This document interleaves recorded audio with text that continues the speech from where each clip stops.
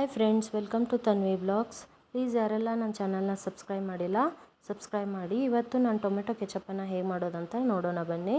ಮೊದಲು 1 kg ಟೊಮೆಟೊಗಳನ್ನ wash ಮಾಡಿಕೊಂಡು ಸಣ್ಣ ಕಟ್ ಮಾಡಿಟ್ಟು ಒಂದು ಗ್ಯಾಸ್ ಮೇಲೆ ಒಂದು ಪ್ಯಾನ್ ಇಟ್ಟು ಕಟ್ ಮಾಡಿ ಇಟ್ಕೊಂಡಿರುವಂಥ ಟೊಮೆಟೊಗಳನ್ನು ಆ ಪಾತ್ರೆಯಲ್ಲಿ ಹಾಕ್ತಾಯಿದ್ದೀನಿ. ಆ ಪಾತ್ರೆಗೆ ಒಂದು ಅರ್ಧ ಗ್ಲಾಸ್ ನೀರನ್ನು ಹಾಕಬೇಕು ಕುದಿಯೋಕ್ಕೆ.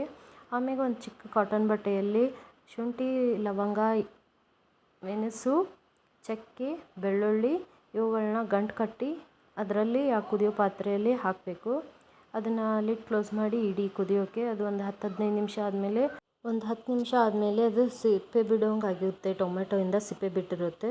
ಆವಾಗ ನಾವು ಏನು ಗಂಟು ಹಾಕಿರ್ತೀವಲ್ಲ ಅದನ್ನು ಆಚೆ ತೆಗೆದು ಇವಾಗ ಅದೇನು ಕುದಿಸಿರೋಂಥ ಟೊಮೆಟೊಗಳನ್ನು ಒಂದು ಮಿಕ್ಸಿ ಜಾರ್ಗೆ ಹಾಕ್ಕೊಂಡು ನುಣ್ಣಗೆ ರುಬ್ಕೊಳ್ಳಿ, ಅಂದರೆ ಸಣ್ಣಗೆ ರುಬ್ಕೊಂಡಾದಮೇಲೆ ಒಂದು ಪಾತ್ರೆ ತೊಗೊಂಡು ಅದ್ರ ಮೇಲೆ ಒಂದು ಸ್ಟ್ರೈನರ್ ಇಡಿ.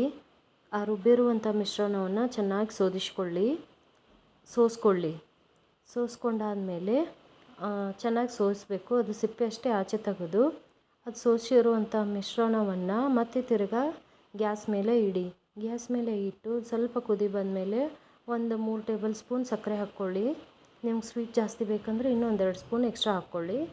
ಆಮೇಲೆ 1 ಸ್ಪೂನ್ ಖಾರದ ಪುಡಿ ಹಾಕ್ಕೊಳ್ಳಿ. ನಿಮಗೆ ಸ್ಪೈಸಿ ಬೇಕಂದರೆ ಇನ್ನು ಅರ್ಧ ಹಾಕ್ಕೊಳ್ಳಿ. ನಾನಿಲ್ಲಿ 1 kg ಟೊಮೆಟೊಗೆ 4 ಸ್ಪೂನ್ ಸಕ್ಕರೆ, 1 ಸ್ಪೂನು ಅಚ್ಚ ಖಾರದ ಪುಡಿ ಹಾಕ್ಕೊಂಡಿದ್ದೀನಿ.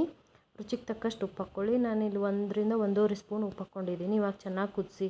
ಅದು ಫುಲ್ ಮೇಲೆ ಇರುತ್ತೆ, ಅದು ಕುದ್ದು ಒಂದು ಅರ್ಧ ಆಗಬೇಕು. ಅಲ್ಲಿವರೆಗೂ ಕುದಿಸಿ ಆದಮೇಲೆ ಲಾಸ್ಟ್ ಕುದಿಯೋಕ್ಕೆ ಬಂದಾಗ ಒಂದು 4ರಿಂದ 5 ಟೇಬಲ್ ಸ್ಪೂನು ವಿನಿಗರ್ ಹಾಕ್ಕೊಂಡು ಚೂರು ಗರಂ ಮಸಾಲ ಹಾಕ್ಕೊಳ್ಳಿ. ಸುಮ್ಮನೆ ಫ್ಲೇವರಿಗೆ ಚೆನ್ನಾಗಿರುತ್ತೆ ಅಂತ ಹೇಳಿ.